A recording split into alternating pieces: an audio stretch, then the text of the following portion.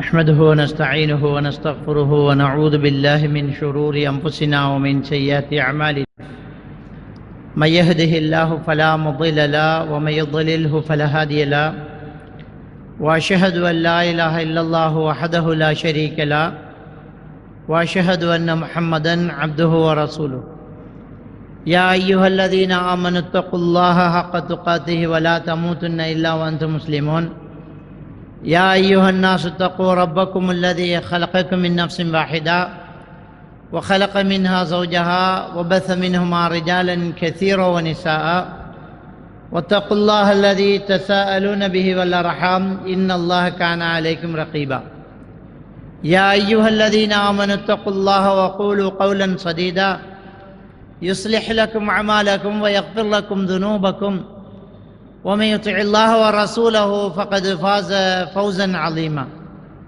أما بعد فإن أصدق الحديث كتاب الله وإن خير الهدي هدي محمد صلى الله عليه وسلم وشر الأمور محدثاتها وكل محدثة بدعة وكل بدعة ضلالة وكل ضلالة في النار சர்வ புகழும் புகழ்ச்சியும் எல்லாம் வல்ல அல்லாஹ்வுக்கு சுப்ஹானஹு வ தஆலாவுக்கே சலாமும் சலவாத்தும் ஸல்லல்லாஹு அலைஹி வஸல்லம் அவர்கள் மீதும் சஹாபாக்கள் தாபீன்கள் தபஅ தாபீன்கள் நல்லோர்கள் எல்லோர் மீதும் என்றென்றும் எப்போதும் உண்டாகட்டுமாக.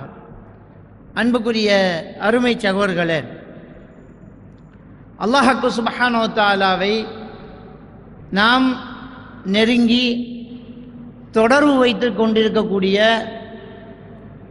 அல்லாஹ்வோடு இரகசியம் பேசக்கூடிய ஒரு அழகான ஒரு சந்தர்ப்பம்தான் இந்த தொழுகை என்பது. ஒரு இஸ்லாத்தில் இருக்கக்கூடிய ஒருவருக்கு மிக பொறுமதியான ஒரு அந்தஸ்தாக இந்த தொழுகை இருக்கிறது. இந்த மனிதர்களுக்கு ஃபர்லான கடமைகள் கடமையாக்கப்படுகின்ற போது முதலில் கடமையாக்கப்பட்ட ஒரு கடமையாக இந்த தொழுகை இருக்கிறது. இந்த தொழுகைதான் நாளை மறுமையில் ஒரு மனிதனிடம் முதலில் விசாரிக்கப்படக்கூடிய ஒரு அம்சமாகவும் இருக்கிறது. நபிகள் நாயகம் ஸல்லல்லாஹு அலைஹி வஸல்லம் அவர்கள் சொல்லி காட்டுகின்றார்கள், அவ்வலு மா யுஹாஸபு பிஹில் அப்து யௌமல் கியாமா அஸ்ஸலா. ஒரு அடியான் நாளை மறுமையில் முதலில் விசாரிக்கப்படுவது இந்த தொழுகையை பற்றியாகும். ஃபைன் சலுஹத் சலுஹ சாயிரு அமலிஹி. அந்த தொழுகை அவனிடத்தில் சீராக இருக்குமாக இருந்தால் அந்த விசாரணையில் அவனுடைய ஏனைய அமல்கள் எல்லாம் சீர்பெற்று வரும். வஇன் ஃபஸதத் ஃபஸதத் சாயிரு அமலிஹி. அது மட்டும் கெட்டுவிடுமாக இருந்தால் ஏனைய அமல்களும் அவனிடத்திலே கெட்டதாகவே ஆகிவிடும் என்று நபிகள் நாயகம் ஸல்லல்லாஹு அலைஹி வஸல்லம் அவர்கள் சொல்லி காட்டுகின்றார்கள். அல்லாஹ்வுக்கு சுப்ஹானஹு வ தஆலா அவனுடைய திருமறையிலே இன்ன ஸலாத கானத் அலல் முஃமினீன கிதாபம் மவ்கூதா, இந்த தொழுகை என்பது மூமின்கள் மீது ஒரு நேரம் குறித்த ஒரு கடமையாக இது விதியாக்கப்பட்டிருக்கிறது என்று அல்லாஹ்வுக்கு சுப்ஹானஹு வ தஆலா சொல்லி காட்டுகிறார். அதே மாதிரி அல்லாஹ்வுக்கு சுப்ஹானஹு வ தஆலா வஸ்தஈனு பிஸ்ஸப்ரி வஸ்ஸலா, பொறுமையை கொண்டும் தொழுகையை கொண்டும் நீங்கள் அல்லாஹ்விடத்தில் பாதுகாப்பு தேடிக்கொள்ளுங்கள். வஇன்னஹா லகபீரத்துன் இல்லா அலல் ஹஷ்ஈன். இறையச்சம் உள்ளவர்களை தவிர மற்றவர்களுக்கெல்லாம் இந்த தொழுகை என்பது பெரிசாக இருக்கும் என்று சொல்லும். இந்த தொழுகை என்பது பெரும் பாரமாக இருக்கும். இறையச்சம் உள்ளவர்களுக்கு மட்டும்தான் இந்த தொழுகையை கொண்டு உதவி தேடுவது இலகுவாக இருக்கும் என்று அல்லாஹ்வுக்கு சுப்ஹானஹு வ தஆலா சொல்லி காட்டுகிறார். முஸ்லிம் கிரந்தத்திலே பதிவாக இருக்கக்கூடிய ஒரு ஹதீஸ், இந்த தொழுகை என்பது அஸ்ஸலாத்து நூர். இந்த தொழுகை என்பது ஒரு பிரகாசமாக இருக்கிறது. இந்த மனிதனுக்கு ஒரு பிரகாசமாக இருக்கிறது அப்படி என்று முஸ்லிம் கிரந்தத்திலே பதிவாக இருக்கக்கூடிய ஒரு ஹதீஸ். நம்முடைய கபருக்கு வெளிச்சம், இந்த உலகத்தில் நம்முடைய மனசுக்கு வெளிச்சம், மறுமையில் வெளிச்சம், நமக்கெல்லாம் வெளிச்சம் தரக்கூடியதாக இந்த தொழுகை இருக்கிறது. இந்த தொழுகையை அல்லாஹ்வுடைய தூதர் ஸல்லல்லாஹு அலைஹி வஸல்லம் அவர்கள் குறிப்பிடும் போது இது ஒரு நன்றிக்கடன் என்றுதான் சொல்லி காட்டுகின்றார்கள். இரவு தொழுகை பெருமானார் ஸல்லல்லாஹு அலைஹி வஸல்லம் அவர்களுக்கு மட்டும் கடமையாக்கப்பட்ட ஒன்று. நமக்கெல்லாம் அது ஒரு சுன்னாவாக இருந்தாலும் நபிகள் நாயகம் ஸல்லல்லாஹு அலைஹி வஸல்லம் அவர்களுக்கு அது அவருக்கு நபிக்கென்று அது கடமையாக்கப்பட்ட ஒரு விடயம். பெருமானார் ஸல்லல்லாஹு அலைஹி வஸல்லம் அவர்கள் அந்த இரவு தொழுகையை நீண்ட ரக்காத்துக்களாக நீண்ட சூறாக்களை ஓதி தொழக்கூடிய வளமை உள்ளவர். நீண்ட நேரம் நின்றதனால் அவருடைய கால்கள் வீங்கியது. அதனை கண்டு ஆயிஷா ரலியல்லாஹு தஆலா அவர்கள், யா ரசூலல்லாஹ், உங்களுக்கு தான் முன்பின் பாவங்கள் மன்னிக்கப்பட்டிருக்கின்றனவே, நீங்கள் கால்கள் வீங்குகிற அளவுக்கு நின்று வணங்க வேண்டுமா என்று ஒரு கருத்து சொல்கின்றார்கள். தன்னுடைய கணவன் ரொம்ப சிரமப்படுகிறான், அவருக்கு தான் எந்த பிரச்சனையுமே இல்லையே, அல்லாஹ் தஆலா முன் பாவங்களையும் பின் பாவங்களையும் மன்னித்து விட்டானே, இவ்வளவு தூரம் நின்று வணங்க வேண்டுமா, அதை சுருக்கி கொள்ளலாமே என்ற ஒரு கருத்தை நாசுக்காக சொன்னார்கள் ஆயிஷா ரலியல்லாஹு தஆலா அவர்கள். நபிகள் நாயகம் ஸல்லல்லாஹு அலைஹி வஸல்லம் அவர்கள் சொன்னார்கள், ஆயிஷா, அஃபலா அகுன் அப்தன் ஷக்கூரா, நான் ஒரு நன்றியுள்ள ஒரு அடியானாக இருக்கக்கூடாது ஆயிஷா என்று சொன்னார்கள். அது ஒரு நன்றி கடன். இறைவன் நமக்கு தந்த நிஅமத்துகளுக்கு, இறைவன் நமக்கு தந்த அருள்களுக்கு ஒரு நன்றி கடன் இந்த தொழுகை. அல்லாஹ் தஆலா திருமறையில் வஷ்குர்லி ஒலிவாலிதைக்கு என்று அல்லாஹ் தஆலா சொல்லி காட்டுகிறான். எனக்கு நீங்கள் நன்றி செலுத்துங்கள், உங்கள் பெற்றோர்களுக்கும் நீங்கள் நன்றி செலுத்துங்கள் என்று அல்லாஹ் சுப்ஹானஹு வ தஆலா சொல்லி காட்டுகிறான். ஆக இறைவனுக்கு நன்றி செலுத்துதல் என்பது நமக்கு ஒரு முக்கியமான ஒரு கடமையாக இருக்கிறது. ஏனென்றால் அல்லாஹ் தஆலா நமக்கு செய்த அருள் பாக்கியங்கள் மிக அதிகமாகவே இருக்கிறது. நாமெல்லாம் கேட்டால் எனக்கு என்ன பாக்கியம் இருக்கிறது, எனக்கு என்ன இருக்கிறது, நான் ரொம்ப கஷ்டப்படுகிறேன், ஒழுங்கான வீடு இல்லை, வாகனம் இல்லை, ஒரு தொழில் இல்லை, வருமானம் இல்லை, ரொம்ப கஷ்டத்தில் இருக்கிறேன் என்று சொல்லக்கூடியவர்கள் அதிகம். நான் மேல் வருத்தி உழைச்சா தானே எனக்கு காசு, நான் மூட தூக்கினா தானே எனக்கு காசு, நான் ரொம்ப நஷ்டப்பட்டு இருக்கிறேன், ரொம்ப கஷ்டப்படுறேன் அப்படின்ட்டு இந்த மனிதன் வந்து சொல்லி காட்டுகிறான். இன்னல் இன்சான் அலி ரப்பிஹி லக்கனூத். அல்லாஹ் தஆலா சொல்கிறான், இந்த மனிதன் இறைவனுக்கு நன்றி கட்டவனாகவே இருக்கிறான். ஹல் அத்தா அலல் இன்சானி ஹீனும் மினத் தஹர். இந்த மனிதனில் ஒரு காலம் இருந்ததா இல்லையா? லம் யகுன் ஷையம் மதுக்கூரா. அந்த காலத்தில் அவன் இன்ன பொருள் என்று சொல்லும் என்ன பொருளாகவும் இருக்கவில்லையே. அவனை நாம் படைத்தோம். ஃபகத்தரா. அவனை அழகாக கருவறையில் நாம் நிர்ணயித்தோம், அழகான உடலை கொடுத்தோம். அவனை நாங்கள் இந்த உலகத்தில் சும்ம சபீல யஸ்ஸரா, அவனை இந்த உலகத்தில் நாங்கள் புறக்க வைத்து அவனுடைய வாழ்வாதாரங்களை அவனுக்கு லேசுபடுத்தி கொடுத்திருந்தோம். அல்லாஹ்க்கு சுப்ஹானஹு வ தஆலா நமக்கு நிறைய அருள்களை செய்திருக்கிறான், அருள் பாக்கியங்களை செய்திருக்கிறான். முற்றத்து மல்லிகை மணப்பதில்லை என்று சொல்வதை போன்றே அல்லாஹ் நமக்கு தந்த அருளை நாம் எல்லாம் நினைவு கூறுவது கிடையாது. இல்லாத ஒன்றை மட்டும் சிந்திக்கின்றோம். மூடை சுமந்தாத்தான், மேல் வருத்தி உழைத்தாத்தான், வேர்வை சிந்தினாத்தான் எனக்கு சோறு, எனக்கு என்ன இருக்கிறது என்று கேட்கிறோமே. அந்த வேர்வை சிந்துவதும் ஒரு அருள்தான், அந்த மூடையை சுமப்பதும் ஒரு அருள்தான். அதற்கு முடியாதவர்களும் இருக்கத்தான் செய்கிறார்கள். ரொம்பவும் நாம் தூரமாக போக தேவையில்லை. அல்லாஹ்வுடைய அருளை நாம் எவ்வளவு வைத்திருக்கிறோம் என்றால், ஒரு சின்ன ஒரு விஷயம், நாம் பல்லு புழுங்குவதற்காக அந்த பல்லுக்கு ஒரு இன்ஜெக்ஷன் போட்டால் ஒரே ஒரு 5 நிமிஷத்தில் நம்முடைய வாயில் ஊறுகிற எச்சிலை நம்மால் துப்ப முடியாது. நமக்கெல்லாம் அந்த அனுபவம் இருக்கு. பல்லு புழுங்குவதற்கு ஒரு இன்ஜெக்ஷன் போட்டு ஒரு 10-5 நிமிடத்தில் நம்முடைய வாயில் சுரக்கும் உமிழ்நீரை நம்மால் துப்ப முடியாது. நாம் திடகாத்திரமான ஒரு ஆளாக இருப்போம், வளர்ந்த ஒரு வாலிபனாக இருப்போம், ஆனால் எச்சிலை நம்மளால் துப்ப முடியாது. முயற்சி பண்ணுவோம், அது வேகமாக துப்ப முடியாமல் அது நம்முடைய உதட்டிலிருந்து தொங்கிக் கொண்டிருக்கும். யாரும் பார்த்துவிடக்கூடாது என்று அதை துடைத்து விடுவதும் உண்டு. ஒரு சின்ன ஒரு விஷயம்தான்.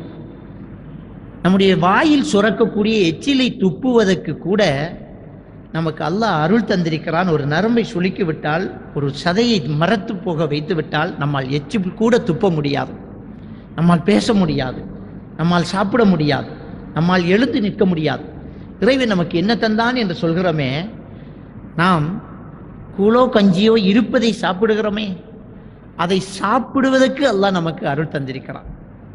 அதை மென்று விழுங்குவதற்கு அல்லாஹ் நமக்கு பாக்கியம் தந்திருக்கிறான். இன்றைக்கு ஹாஸ்பிட்டலில் போய் பார்த்தால் சாப்பிட முடியாமல் இந்த தொண்டை வழியாக ஒரு ஓட்டை போட்டு ஒரு குழாய் வழியாக கரைத்த உணவுகளை அளந்து அளந்து ஊட்ட மரணத்தின் நிமிடங்களை எண்ணிக்கொண்டே தூங்கக்கூடிய ஒருவரை சந்தித்து பார்க்கலாம். அப்போதுதான் நமக்கு புரியும் அல்லாஹ் நமக்கு எவ்வளவு பாக்கியம் செய்திருக்கிறான், எவ்வளவு அருள் செய்திருக்கிறான் என்று.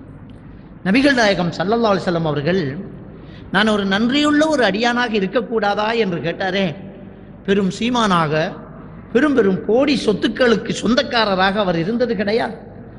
அவர் ரொம்ப கஷ்டப்பட்டவர், சாப்பாட்டுக்கு கூட ரொம்ப சிரமப்பட்டவர். ஒரு நபித்தோழர் சொல்கின்றார், மதீனா நகரத்திலே வெயில் நேரத்திலே வேண்டுமென்று யாரும் வெளியில் வருவது கிடையாது. ரொம்ப அவசியமாக இருந்தால் மட்டும்தான் ஒருவர் வெளியில் வருவார். அந்த அளவுக்கு அங்கு சூடு. இப்போது கூட அரபு நாடுகளுக்கு போனவர்களுக்கு தெரியும், அந்த ஏசி என்கிற ஒன்று மட்டும் அங்கே இல்லை என்றால் எப்படி இந்த மனிதர்கள் வாழ்வார்கள் என்பது ஒரு கேள்விக்குறிதான். மின்சாரம் என்பது மட்டும் இல்லை என்றால், ஏசி வேலை செய்யவில்லை என்றால் எப்படி வாழ்வார்கள் என்பது ஒரு கேள்விக்குறிதான். இவ்வளவு கஷ்டப்பட்டிருப்பார்கள். அந்த காலத்திலே நபிகள் நாயகம் ஸல்லல்லாஹு அலைஹி வஸல்லம் அவர்களை பற்றி ஒரு நபித்தோழர் சொல்லி காட்டுகிறார். ஈச்ச மரத்திலிருந்து விழுந்து காய்ந்து போன ஒரு ஈச்சங்காயை தூரத்திலிருந்து ஒரு மனிதர் உற்று பார்க்கின்ற போது அவர் எடுத்து அதை துரைத்து அதில் இருக்கும் புழுதியையும் மண்ணையும் ஊதி அந்த மரத்தடியின் நிழலிலே உட்கார்ந்து அதை ரொம்ப சிரமத்தோடு ஒருவர் சாப்பிடுகிறார். இதை பார்த்ததும் எவ்வளவு பசியாக இருக்கும். இந்த வெயிலிலே வெளியில் வந்து காய்ந்து போன அந்த ஈச்சங்காயை யாருமே சாப்பிட மாட்டார்கள். ஆனால் அதை புரைக்கி மண் துடைத்து தூசி தட்டி ஓரமாக உட்கார்ந்து அதை சாப்பிடுகிறார் என்றால் அவர் எவ்வளவு பசி உள்ளவராக இருப்பார். யார் அவர்? பார்க்க வேண்டும். அந்த நபித்தோழர் நெருங்க நெருங்க அங்கு பார்த்தது வேறு யாருமல்ல, நபிகள் நாயகம் ஸல்லல்லாஹு அலைஹி வஸல்லம் அவர்களை பார்த்தார்கள். பெருமானார் ஸல்லல்லாஹு அலைஹி வஸல்லம் அவர்கள்தான் அந்த காய்ந்து போன ஈச்சம்பழத்தை சாப்பிட்டவர் என்றால் எவ்வளவு அவர் பசியோடு இருந்திருக்கிறார் என்பதை நாங்கள் எல்லாம் புரிந்து கொள்ள வேண்டும். அனஸ் ரலியல்லாஹு தஆலா அவர்கள் சின்ன வயது சிறுவன் பள்ளிவாசலிலே நபிகள் நாயகம் ஸல்லல்லாஹு அலைஹி வஸல்லம் அவர்களோடு அடுத்து முன்வரிசையிலே நின்று தொழுது விட்டு ஸல்லல்லாஹு அலைஹி வஸல்லம் அவர்கள் திரும்பி உட்காருகின்ற போதே ஒரு தலவாணி மாதிரி ஒரு சீலைப்பை நிறைய சிறிய சிறிய கற்களை சேர்த்து நபிகள் நாயகம் ஸல்லல்லாஹு அலைஹி வஸல்லம் அவர்கள் தங்களுடைய வயிற்றிலே வைத்து கட்டி கொண்டிருப்பதை உற்று கவனித்தார்கள். பெரிய ஒரு நபித்தோழரிடம் கேட்டார், என்ன அது? ஸல்லல்லாஹு அலைஹி வஸல்லம் அவர்கள் வயிற்றில் ஏதோ கட்டி இருக்கிறாரே, என்ன அது என்று கேட்டபோது ஒரு மூத்த நபித்தோழர் சொன்னார், அதுவா, பசியால் சாப்பிடாமல் இருந்ததனால் கூனின்று தன்னுடைய நிலைமை மற்றவர்களுக்கு தெரிந்துவிடக் கூடாது என்பதற்காக வயிறு உடைக்க சாப்பிட்டவரை போன்று நிமிர்ந்து இருக்க வேண்டும் அல்லவா, அதனால் தான் சிறிய சிறிய கற்களை அந்த துணிப்பையில் சேர்த்து வயிற்றிலே கட்டி இருக்கிறார் அண்ணல் நபி ஸல்லல்லாஹு அலைஹி வஸல்லம் அவர்கள். அனஸ் ரலியல்லாஹு தஆலா அவர்கள் ஓடுகிறார்கள். தன்னுடைய வீட்டை போய் அடைந்ததும், உம்மா, அல்லாஹ்வின் தூதர் வயிற்றிலே கற்களை கட்டி கொண்டு இருக்க நான் கண்டேன் என்று சொன்னபோது அவரும் அவருடைய கணவனும் வீட்டுக்குள் என்ன இருக்கிறது உணவு என்று தேட இருக்கக்கூடிய கோதுமையை எடுக்கிறார்கள். ஒருவருக்கு சமைத்து கொடுக்க போதுமான ரொட்டி இருக்கிறது, ஒருவர் சாப்பிடக்கூடிய அளவுக்கு கோதுமை இருக்கிறது, அதனால் ரொட்டி செய்வோம். இருக்கக்கூடிய கறி, அந்த கறியை சமைத்தால் ஒருவருக்கு அது போதுமானது.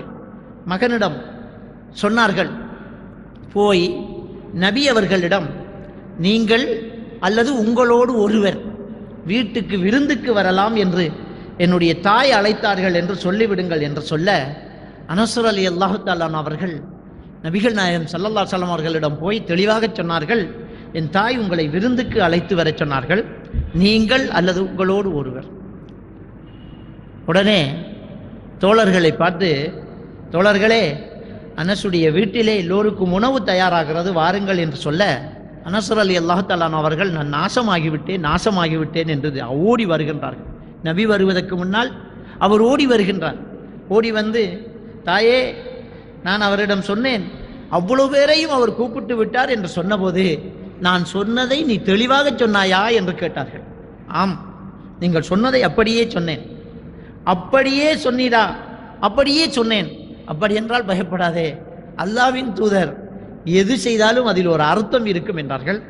நபிகள் நாயகம் ஸல்லல்லாஹு அலைஹி வஸல்லம் அவர்கள் 70க்கும் மேற்பட்ட திண்ணை தோழர்களோடு அனஸ் ரலியல்லாஹு தஆலாவுடைய வீட்டிலே வந்து நின்றார்கள்.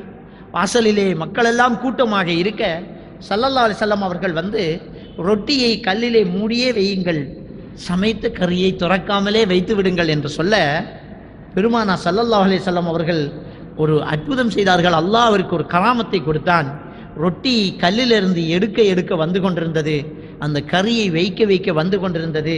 10 பேராக உள்ளே அழைத்து வயிறு உடைக்க எல்லா தோழர்களும் சாப்பிட, ஸல்லல்லாஹு அலைஹி வஸல்லம் அவர்களும் சாப்பிட்டு விட்டு மீதம் இருக்கிறது வீட்டார்கள் சாப்பிடுங்கள் என்றார்கள்.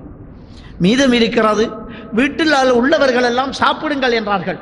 என்றால் அல்லாஹ்வுடைய ஒரு அருள், ஒரு பரக்கத், அல்லாஹ்வுடைய தூதருக்கு ஒரு நபித்துவத்தின் அடையாளமாக இந்த கராமத்தையும் செய்து காட்டினாலும் ஸல்லல்லாஹு அலைஹி வஸல்லம் அவர்கள் கல்லை கட்டி கொண்டிருக்கின்றார்கள். அவ்வளவு கஷ்டப்பட்ட பெருமானார் ஸல்லல்லாஹு அலைஹி வஸல்லம் அவர்கள் தோழர்களோடு சேர்ந்து ஒரு சமூக பகிஷ்கரிப்பு செய்யப்பட்ட அந்த நிகழ்வு எல்லோருக்கும் நினைவிருக்கும். மக்காவிலே இருக்கின்ற போது எல்லோரும் அவர்களை சமூக பகிஷ்கரிப்பு செய்தார்கள். அவர்கள் ஒரு மலையடி வாரத்தில் ஒதுக்கப்பட்டிருந்தார்கள். அவர்களோடு யாரும் தொடர்பு வைக்கக்கூடாது, வெளியிலிருந்து யாரும் அங்கே பொண்ணு மாப்பிள்ளையை எடுக்கக்கூடாது, கொடுக்கக்கூடாது, வணிகங்கள் நடந்திருக்கக்கூடாது. அவர்களை ஒரு சிறை காவலர்களாக வீட்டு சிறையில் வைப்பதை போன்று அவ்வளவு பேரையும் சிறையில் வைத்து விட்டார்கள். இருக்கக்கூடியதெல்லாம் சாப்பிட்டு முடித்து விட்டார்கள். கிட்டத்தட்ட 3 வருடம் அந்த நிலைமையை பற்றி ஒரு நபித்தோழர் சொல்லி காட்டுகிறார். ஆடு சாப்பிடக்கூடிய ஒரு இலை தான் எங்களுக்கு இறுதியாக உணவாக கிடைத்தது. அதை எடுத்து நாங்கள் அவித்து சாப்பிட தொடங்கினோம். மனிதர்களாகிய நாங்கள் மலம் கழித்தோம். அந்த மலத்துக்கும் ஆட்டினுடைய அந்த விட்டைகளுக்கும் இடையில் வித்தியாசம் இருக்கவில்லை என்றார்கள். என்றால் எந்த அளவுக்கு அந்த நபித்தோழர்கள் சிரமப்பட்டிருக்கிறார்கள் என்று பார்க்க வேண்டும். அப்போதெல்லாம் அந்த சஹாபாக்கள் எவ்வளவு கஷ்டப்பட்டார்கள், எந்த அளவுக்கு என்றால் அதற்கு பிறகு அந்த முஸ்லிம்களில் பெண்களுக்கு யாருக்குமே குழந்தை பிறக்காமல் போய்விட்டது. யாருமே குழந்தை பெற்றுக் கொள்ளவில்லை. அந்த அளவுக்கு அவர்கள் மெலிந்து நலிந்து நோயாளிகளாக போய்விட்டார்கள். குறைஷியர்கள் எல்லாம் சூனியம் செய்யப்பட்டு விட்டது, இனிமேல் இவர்களுக்கு வாரிசு கிடையாது என்று கதையை கட்டவிழ்த்து விட்டார்கள். அதன் பிறகு அந்த சஹாபாக்களுக்குள் முதலில் குழந்தை பெற்றுக் கொண்டது அபூபக்கர் சித்திக் ரலியல்லாஹு தஆலா அவருடைய மகள் அஸ்மா ரலியல்லாஹு தஆலா அவர்கள் தான். ஒரு ஆண் குழந்தையை பெற்றெடுத்தார்கள். மதீனா நகரமே அல்லாஹு அக்பர் என்று தக்பீர் வழங்கினார்கள். இவர்களுடைய கதை பொய்யாகிவிட்டது, எங்களுக்கு சூனியம் செய்யப்பட்டது என்று சொன்னது பொய்யாகிவிட்டது என்று அந்த குழந்தை பிறந்த சம்பவத்தை அப்படியே வர்ணிக்கின்றார்கள். அந்த அளவுக்கு சிரமப்பட்ட அந்த தோழர்களில் உள்ள அந்த சஹாபாக்களில் உள்ளவர்கள் தான் அந்த தொழுகையை சொல்கின்றார்கள். அஃபலா அகுன் அப்தன் ஷக்கூரா, நான் ஒரு நன்றியுள்ள ஒரு அடியானாக இருக்கக்கூடாதா என்று. அல்லாஹ் நமக்கு என்ன குறை தந்திருக்கிறான்? நாம் யாராவது ஒரு நாள் முழுசாக காலை உணவு, மதிய உணவு, இரவு உணவு என்று சாப்பிடாமல் இருந்த காலங்கள் உண்டா? பசியோடு இருந்த காலங்கள் உண்டா? கடைசி நிமிடம் வரைக்கும் நாம் அந்த எல்லையை இன்னும் அடையவில்லையே. எந்த அளவுக்கு என்றால், ஊரிலே உள்ள ரொம்பவும் வசதி குறைந்த ஒரு இடத்துக்கு போனால் ஒரு தேநீர் கிடைக்கும் சகோதரர்களே. ரொம்ப கஷ்டப்பட்ட ஒருவரை பார்த்தால் ஒரு நாளைக்கு ஒரு நேரமாவது சாப்பிட்டு இருப்பார்கள். இன்றைக்கு ஒரு சில பகுதிகளில் இருக்கலாம்.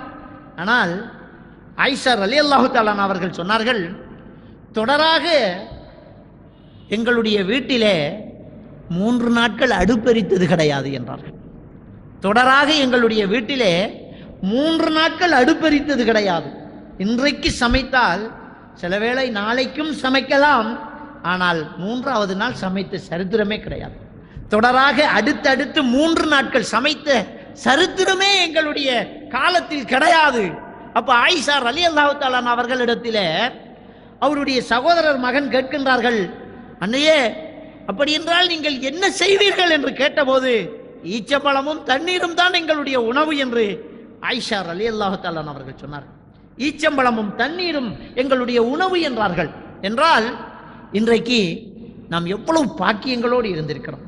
செல்வ செழிப்பு, உடம்பிலே நல்ல பலம், அல்லாஹ்வுடைய ஆரோக்கியம் எல்லாம் அள்ளி எடுத்துக்கொண்டு என்ன இருக்கிறது, என்ன செய்திருக்கிறான் அல்லாஹ் என்று சாதாரணமாக இன்றைய தொழுகையை விடக்கூடியவர்களாக மக்களை காணக்கூடியதாக இருக்கிறார்.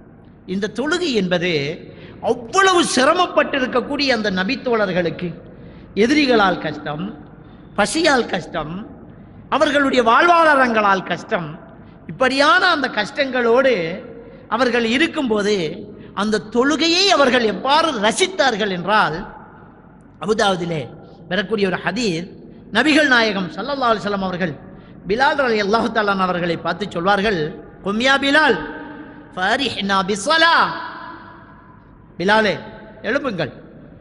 இகாமத்து சொல்ல அந்த வாசகத்தை பாருங்கள், கும் யா பிலால், பிலாலே எழும்புங்கள், ஃபரிஹ்னா பிஸ்ஸலா, தொழுகையை கொண்டு எங்களை அமைதிப்படுத்துங்கள், தொழுகை எங்களுக்கு அமைதி நிம்மதி தாருங்கள், காமத்து சொல்லுங்க, கொஞ்சம் நிம்மதி கிடைக்கட்டும் என்று தொழுகையே ஒரு மன அமைதியாக, தொழுகையே ஒரு நிம்மதியாக நபிகள் நாயகம் ஸல்லல்லாஹு அலைஹி வஸல்லம் அவர்கள் குறிப்பிட்டு காட்டினார்கள். அன்புக்குரியவர்களே, இந்த தொழுகை மட்டும்தான் ஒரு மனிதனுக்கு நிம்மதியாக இருக்கிறதுக்கான ஒரு முக்கியமான ஒரு வழியாக இருக்கும் என்பதை உலக அரங்குகள் ஏற்றுக்கொண்டிருக்கிறான். இன்றைக்கு மனிதன் எங்கு பார்த்தாலும் ஸ்ட்ரெஸ்ஸிலேயே இருக்கிறான், மன உளைச்சலுக்கு ஆளாகி இருக்கிறான். WHO ரிப்போர்ட்டின் படி இன்றைக்கு உலகத்திலே 4 நிமிடத்துக்கு ஒருத்தன் சூசைட் பண்ணி கொண்டிருக்கிறான், 4 நிமிடத்துக்கு ஒருத்தன் செத்து கொண்டிருக்கிறான் என்றால் எவ்வளவு ஸ்ட்ரெஸ், எவ்வளவு பிரச்சனை. இன்றைக்கு மற்றெல்லா மாத்திரைகளையும் விட தூக்க மாத்திரை அதிகமாக விநியோகிக்கப்படுகிறது. அந்த தூக்க மாத்திரையை அதிகமாக பயன்படுத்தக்கூடிய நாடு ஒன்று அமெரிக்கா, 2வது பிரிட்டிஷ். அந்த அளவுக்கு மனுஷன் ஸ்ட்ரெஸ்ஸில் இருக்கிறான், தூக்கமின்மை, சூசைட், இப்படியெல்லாம் வாழ்ந்து கொண்டிருக்கிறான். இப்படியாக இருக்கக்கூடிய இந்த புள்ளி விவரத்திலே முஸ்லிம்கள் மிக மிக மிக மிக குறைவு. சூசைட் பண்ணக்கூடியவர்களுடைய புள்ளி விவரங்களை எடுத்தால் முஸ்லிம்கள் 0.000000 என்ற கணக்கிலே தான் இருப்பார்கள் உலகத்திலே. என்ன காரணம் என்று ஆய்வு செய்தால் இந்த முஸ்லிம்களிடம் தொழுகை இருக்கிறது. அந்த தொழுகை என்பதுதான் ஸ்ட்ரெஸ் மேனேஜ்மெண்ட்டுக்கு செய்யக்கூடிய மிகப்பெரிய ஒரு அற்புதமான ஒரு மருந்து. அன்புக்குரியவர்களே, இன்றைக்கு வேர்ல்ட் ஃபேமஸ் உலகத்திலே உள்ள ஒரு சிறந்த ஒரு உளவியல் நிபுணரை சந்தித்து எனக்கு ரொம்ப மன உளைச்சலாக இருக்கிறது, கடன் தொல்லை, குடும்பத்திலே ஸ்ட்ரெஸ், எவ்வளவு பிரச்சனைகள் எனக்கு இருக்கிறது, எனக்கு ஒரு கவுன்சிலிங் தாருங்கள், எனக்கு ஒரு ஸ்ட்ரெஸ் மேனேஜ்மெண்ட் தாருங்கள் என்று கேட்டால், ஒரு நல்ல ஒரு மன இறுக்கத்துக்கான ஒரு முகாமைத்துவம் செய்து தாருங்கள் என்று கேட்டால், இன்றைக்கு உலகம் ஏற்றுக்கொண்ட பெஸ்டா ஃபேமஸான ஒரு விடயம்தான் தூண்டில் போடுவது. இன்றைக்கு உலகத்தில் தூண்டில் போடுவதுதான் ஒரு அழகான ஒரு ஸ்ட்ரெஸ் மேனேஜ்மெண்ட். அதை செய்யுங்கன்னு தான் ஒரு ட்ரைனிங் கொடுப்பாங்க. நீங்கள் ஒரு வாரத்தில் ஒரு நாளைக்கு ஏதாவது ஒரு ஃபிஷ் ஹேண்டிங் போய் தூண்டில் போடுங்க. ஏன் இதை சொல்கிறாங்க, ஏன் இந்த தூண்டில் போட சொல்கிறாங்க அப்படின்னு சொன்னால், எவ்வளவு மனசில் ஸ்ட்ரெஸ் இருந்தாலும், எவ்வளவு பிரச்சனைகள் இருந்தாலும், வியாபார கஷ்டமாக இருந்தாலும், குடும்பத்தில் பிரச்சனை இருந்தாலும், அவன் உட்கார்ந்து அந்த தூண்டில் போட்டான்னு சொன்னால் அந்த மீன் அங்கே இழுக்குதா, அந்த மிதப்புல கட்டி வச்சோமே அது தாழுதா, அது அசையுதா, அதை மட்டும் கவனிச்சுக்கிட்டு இருக்கிறான், பார்த்துக்கிட்டு இருந்து மீனை பிடிக்கிறான். ஐரோப்பிய நாடுகளுக்கு போய் பார்த்தா தெரியும், ரொம்ப பெரிய கோடீஸ்வரன், ரொம்ப பெரிய ஜொப்பில் இருக்கிறவன் அப்படியே உட்கார்ந்து மீனை பிடிச்சி மீனை எடுத்து கலட்டி அதை திரும்ப குளத்தில் போட்டு அடுத்த மீனை பிடிக்கிறான். அவனுக்கு மீன் தேவையில்லை, அந்த டைம் பாஸ் தேவை, அந்த ஸ்ட்ரெஸ் மேனேஜ்மெண்ட் தேவை. இன்றைக்கு நடந்துட்டு இருக்கு. இதில் என்ன நடக்குது அப்படின்னு கேட்டால், கொஞ்ச நேரம் அவனுடைய மைண்டை கன்வெர்ட் ஆக்குறார், அவனுடைய எண்ணங்களை கொஞ்ச நேரம் ஒன்றில் மட்டும் குவிக்கிறான். என்னத்தை பார்க்குறான், அது மீன் இழுக்குதான்னு பார்க்குறான். அதாவது அவன் வாழ்க்கையில் உள்ள பிரச்சனைகளை கொஞ்ச நேரம் மறக்கிறான். இதை மறக்க செய்யறதுக்கு இதுதான் நல்ல ஒரு எக்ஸசைஸ். இதுதான் இன்றைக்கு உலகத்தில் உள்ள ஒரு பெஸ்ட் சைக்காட்டிஸ்ட் கொடுக்கக்கூடிய ஒரு ஒரு ஒரு ஒரு ஒரு ஒரு அழகான ஒரு ஸ்ட்ரெஸ் மேனேஜ்மெண்ட், ஒரு ஒரு அந்த ஸ்ட்ரெஸ்ஸுக்காக செய்யக்கூடிய ஒரு ஸ்கில்ஸாக அது இருக்குது, ஒரு ட்ரைனிங்காக ஒரு ஒரு அவருடைய ஒரு பயிற்சியாக அது இருக்குது. ஆனால் அல்லாஹ்வுடைய கிருபையால் நமக்கு கிடைத்திருக்கக்கூடிய இந்த தொழுகை, ஒரு நாளைக்கு 5 நேரம் நம்ம மைண்டை கன்வெர்ட் பண்ணுறோம்.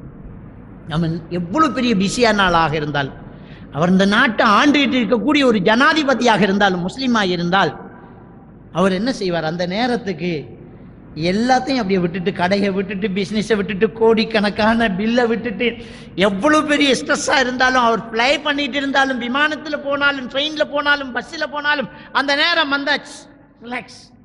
சீட்டில் இருந்துக்கிட்டு இருக்கிற காட்டுலையோ, தோணியிலையோ, கடல்லையோ, வயல்லையோ, ரோட்டிலையோ, பள்ளியிலையோ, எங்கேயோ அந்த 5 நேரம் அவர் அப்படியே நிற்கிறார். அவர் பிரச்சனைகளை தூக்கி முதுகுக்கு பின்னால் போட்டுட்டு தக்பீரை மட்டும் கட்டிக்கிறார். அவர் சுஜூது செய்கிற இடத்தை மட்டும் பார்த்துக்கிட்டு இருக்கிறார். அவன் தூண்டில் போட்டுட்டு ஒன்றை மட்டும் பார்த்துட்டு இருக்கிறானே, அவர் சுஜூத் செய்யற இடத்தை மட்டும் பார்த்துக்கிட்டு இருக்கிறார். வேற மைண்ட் வேற ஒன்றை கன்வெர்ட் பண்ணுது. சூரத்துல் ஃபாத்திஹா ஓதுறோம், இன்னொரு சூரா ஓதுறோம், அங்க இஸ்திக்பார் செய்றோம், அல்லாஹ்வை புகழ்றோம், அல்லாஹ்வுடைய தூதருக்கு ஸலவாத்து சொல்றோம், பிரார்த்தனை செய்றோம், சலாம் கொடுக்கிறோம். நம்ம வாழ்க்கை தொடங்குது. ஒரு நாளைக்கு 5 தடவை மைண்டை கன்வெர்ட் பண்ணிக்கிட்டு இருந்தால் அவனுக்கு எந்த ஒரு ஸ்ட்ரெஸ்ஸும் வராது. வாரத்தில் ஒரு தடவை தூண்டில் போட சொல்லி இந்த உலகம் வியந்து நிற்கக்கூடிய பெரிய மாற்றத்தை சந்திக்கிறது என்றால் இந்த தொழுகையால் எவ்வளவு பெரிய மாற்றத்தை சந்திக்க முடியும். இது அப்பவே நபிகள் நாயகம் ஸல்லல்லாஹு அலைஹி வஸல்லம் சொல்லிட்டாங்க. சுனன் அபீ தாவூதுல வரக்கூடிய ஹதீஸ். என்ன சிம்பிளா சொன்னாங்க ரசூலுல்லாஹ். அவர் பெரிய சைக்காட்டிஸ்டா சொன்னாங்க, யா பிலால், பிலால் எழும்புங்க, ஃபரிஹ்னா பிஸ்ஸலா, தொழுகையை கொண்டு எங்களுக்கு ஒரு ஸ்ட்ரெஸ் மேனேஜ்மெண்டா இருக்கு, தொழுகையை கொண்டு எங்களுக்கு ஒரு நிம்மதியை தாருங்க, நாங்க தொழ போறோம், மனசுல கஷ்டமா இருக்குது. அப்ப மனசுக்கு கஷ்டமா இருந்தால் தொழணும்.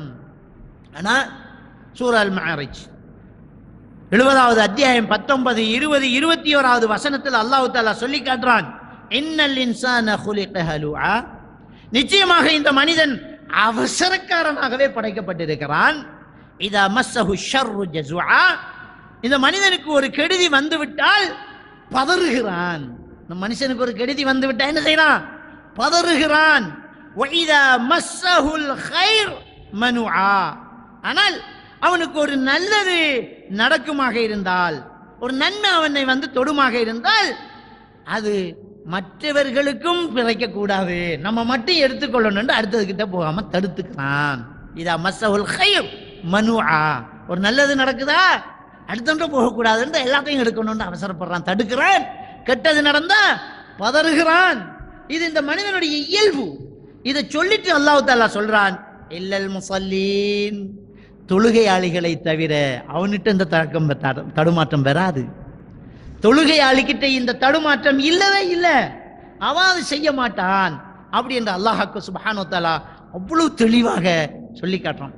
அப்ப தொழுகையாளியாக இருந்தா அவன்கிட்ட என்ன இருக்காது, எல்லாம் நமக்கு தான் கிடைக்கணும், அடுத்தவனுக்கு போகக்கூடாது அப்படிங்கிற ஒரு அவசர புத்தியும் இருக்காது.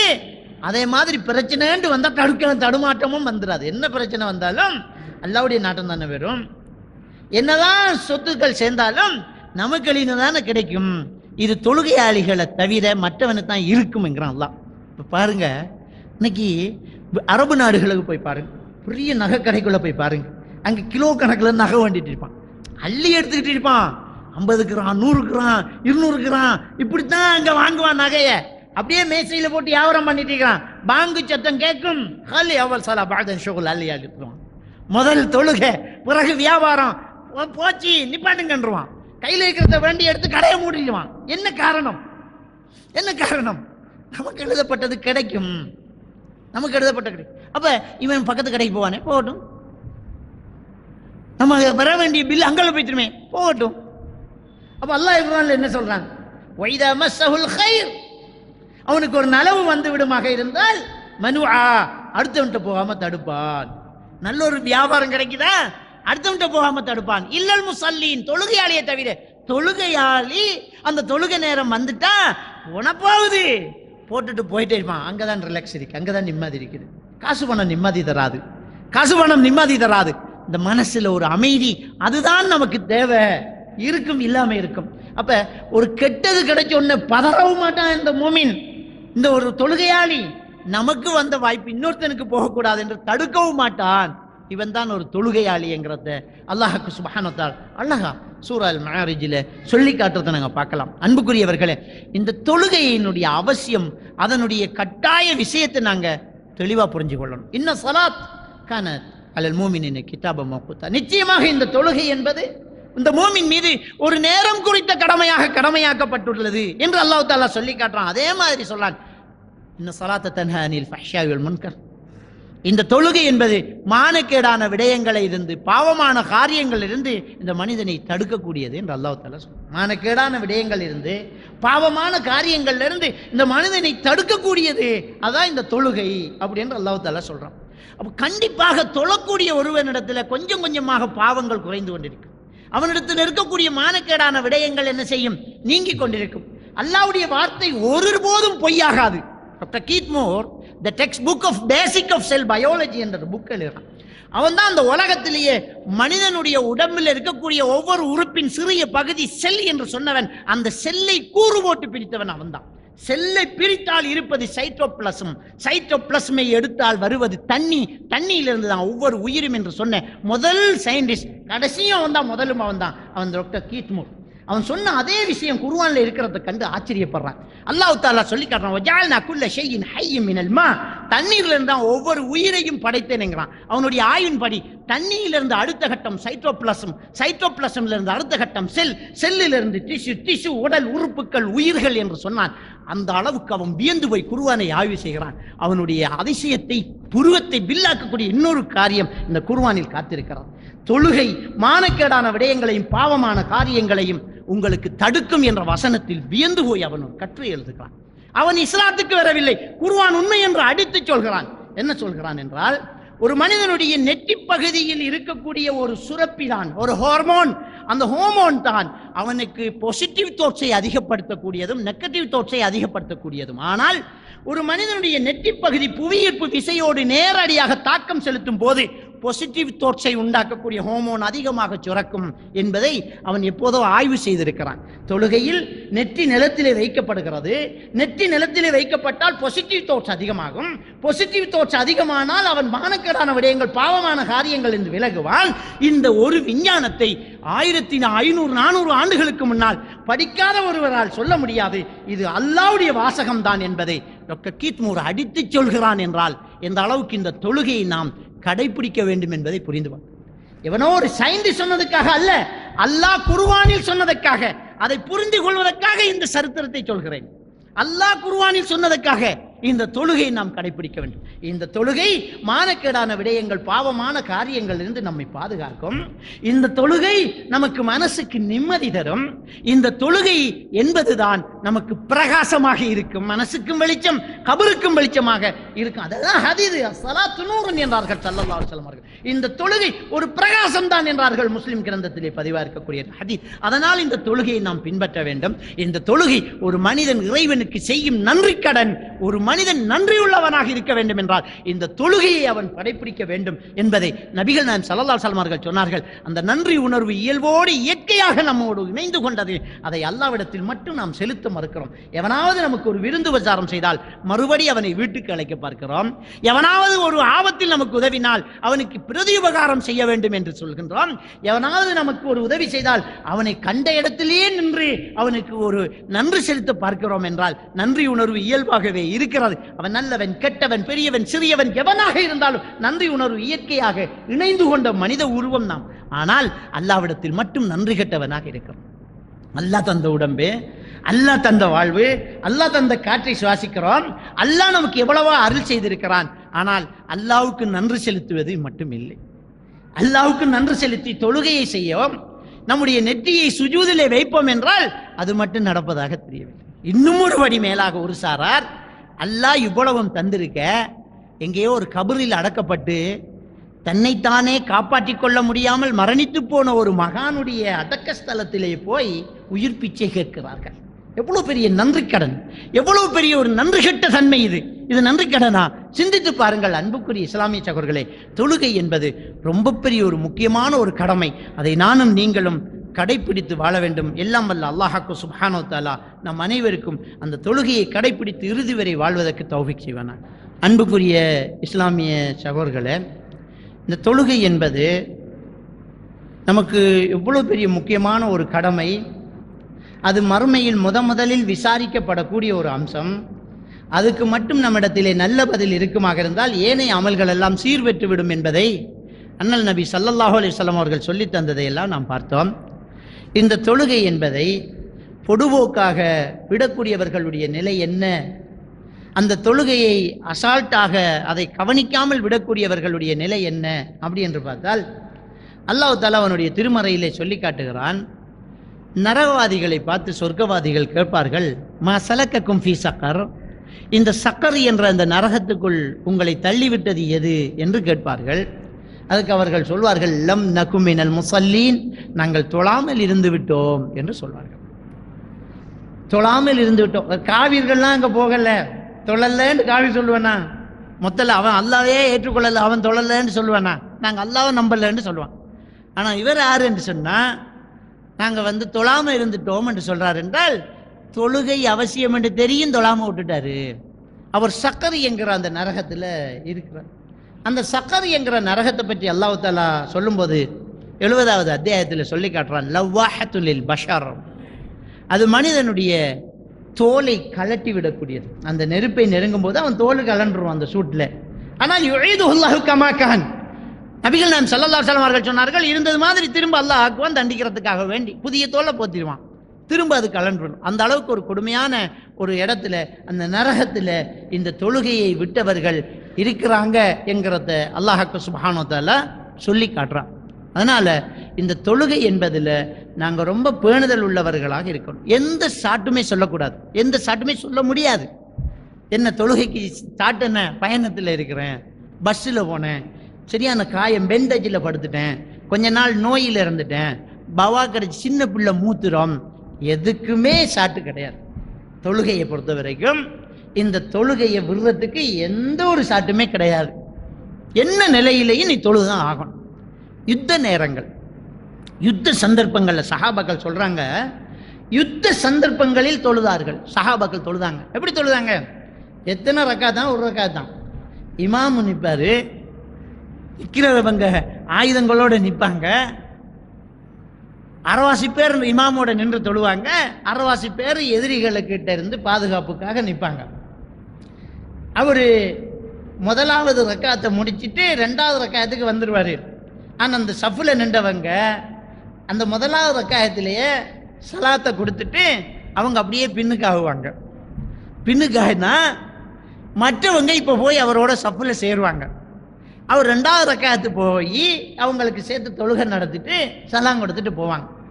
யுத்த நேரமாக இருந்தாலும் போர்க்களமாக இருந்தாலும் அல்லாஹ்வுக்கு செய்ய வேண்டிய கடமையை விடுறதுக்கு சந்தர்ப்பமே கிடையாது. தொழணும். தண்ணி இல்லையா, தவிமம் செஞ்சுட்டு தொழு. நின்று தொழ முடியாதா, உட்கார்ந்து தொழு. உட்கார்ந்து தொழ முடியாதா, படுக்கையிலேயே தொழு. தொழுகை என்பது கடைசி வரைக்கும் இருக்கக்கூடியது.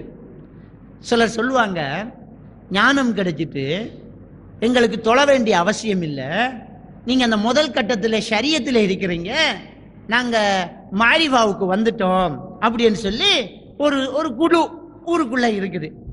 விளங்கிட்டு அந்த குழுக்கள் சில ஜமாத்துக்கள் உண்டாகி என்ன செய்கிறாங்கன்னு சொன்னால் இந்த மாரிஃபா பேசுவாங்க. என்ன ஷரியத்து, தரிக்கத்து, ஹக்கீக்கத்து, மாரிஃபத்து. ஷரியத்தில் இருக்கிறவங்க தான் தொழணும், நோன்பு பிடிக்கணும். அந்த ஷரியத்திலிருந்து தரிக்கத்துக்கு வந்தால், தரிக்கத்துன்றான ஒரு ஷேக்கு கிட்ட பைய செஞ்சுட்டு அவருக்கு கீழே கட்டுப்படுறது தரிக்கத்து. அந்த தரிக்கத்தில் அவங்க பைய செஞ்சு ஷேக்குடைய அட்வைஸை எடுக்க எடுக்க அவங்களுக்கு இந்த யதார்த்தம் புரிஞ்சிடும். அந்த மார்க்கத்தில் உள்ள அந்த ரகசியங்கள் எல்லாம் அவர் சொல்லுவாராம். அது ஹக்கீக்கத்து. அந்த ஹக்கீக்கத்துக்குள்ள இருந்து அடுத்த கட்டமாக ஒரு மாரிஃபத்தை அடைவார். மாரிஃபத் என்றால் இறைவன் தனக்குள்ள இறங்கிட்டான், நானும் இறைவன் தான் என்கிற ஒரு மாரிஃபாவை அவர் அடைஞ்சிருவார். ஹுலூலியத்துன்னு சொல்றது. அந்த மாரிஃபாவுக்கு வந்தவங்க தொழ தேவையில்லை அப்படின்னு இன்றைக்கு சில சூபிமாங்க சிகரெட் அடிச்சுட்டு இருப்பாங்க, கஞ்சா குடிச்சிட்டு இருப்பாங்க, தொழுகை இல்லாமல் இருப்பாங்க. மத்தாக்கள் தொழணுமா? நீங்கள் தொழணும், நீங்கள் ஷரியாவில் இருக்கிறீங்க, நாங்கள் மாரிஃபாவில் இருக்கணும். அப்போ நபிகள் நாயகம் ஸல்லல்லாஹு அலைஹி வஸல்லம் அவர்கள் மரணப்படுக்கையில் இருக்கக்கூடிய அந்த நேரத்தில் கூட தன்னுடைய 2 காலும் நிலத்தில் கோடு போடுற அளவுக்கு ஒரு புறம் அப்பாஸ் ரலியல்லாஹு தஆலா அவர்கள், இன்னொரு புறம் அலி ரலியல்லாஹு தஆலா அவர்கள் அவரை தாங்களாக கொண்டு போய் தொழுகை நடத்த வைக்கின்றார்கள். தொழுகிறார்கள் என்றால் மாரிஃபா வரலையா? இந்துக்களிடம் இருக்கக்கூடிய ஒரு கொள்கை சரிகை, கிரிகை, யோகம், ஞானம், ஷரியத், தரிக்கத், ஹக்கீக்கத், மாரிஃபத். அதே கருத்து, அதே மொழிபெயர்ப்பு அப்படியே இருக்கிறது. ஞானம் என்றால் மாரிஃபா, சரியை, கிரிகை, யோகம், ஞானம், ஷரியத், தரிக்கத், ஹக்கீக்கத், மாரிஃபத் என்ற அதே அத்வைத கொள்கைகளை கொண்டு வந்து இன்றைக்கு அதை பரப்பிக்கிட்டு இருக்கிறாங்க. அத்வைத கொள்கை, காக்கை குருவி எங்கள் ஜாதி நீள் கடலும் அலையும் எங்கள் கூட்டம் நோக்க நோக்க கேளி ஆட்டம் எங்கு நோக்கி நாம் அன்றி வேறில்லை என்ற ஒரு அத்வைத தத்துவத்தை வைத்து உருவானது இந்த ஹுலூலியத்து கொள்கை, அத்வைத கொள்கை. இந்த பைல்வானிஷம் என்கிற அந்த கொள்கை, இந்த ஞானம் என்ற பேரில் வரக்கூடிய மாரிஃபா கொள்கைகள் எல்லாம் வந்திருக்கிறது. தொழுகை என்பது ஒரு மனிதனுடைய கடைசி நிமிடம் வரை கடமையானது. அவருக்கு எப்போ யாது ஞானம் தெளிவு இல்லையோ, அவர் மயக்கத்தில் இருக்கிறாரோ, அதுவரைக்கும் அவருக்கு தொழுகை கடமை. அதை நானும் நீங்களும் இறுதி வரை கடைபிடிக்க வேண்டும். இதுதான் இறைவனுக்கு நாம் செய்யக்கூடிய ஒரு நன்றி கடன். அந்த நன்றி கடனாகவும் நன்றியுள்ள ஒரு அடியானாகவும் நானும் நீங்களும் இருக்க வேண்டும். கண்டிப்பாக இந்த தொழுகை நமக்கு மன நிம்மதியை தரும். கபருக்கு வெளிச்சத்தை தரும், மறுமையில் வெற்றியை தரும். எல்லாம் வல்ல அல்லாஹ் சுப்ஹானஹு வ தஆலா நம் அனைவரையும் ஈமானோடு வாழ வைத்து ஈமானோடு மரணிக்க செய்வானாக. வாஹிரு தஅவானா அல்ஹம்துலில்லாஹி ரப்பில் ஆலமீன்.